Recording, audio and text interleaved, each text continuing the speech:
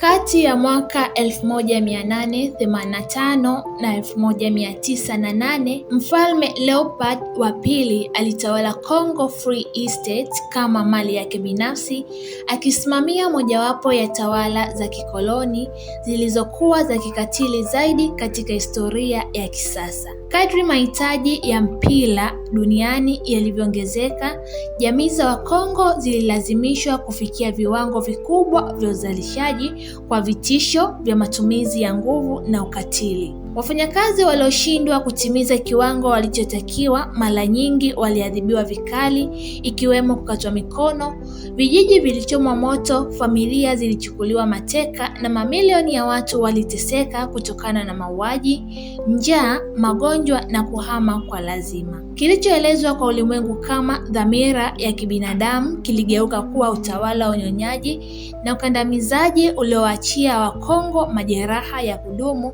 na hadi leo kinatajwa kuwa mojawapo ya sura za giza zaidi katika historia ya ukoloni.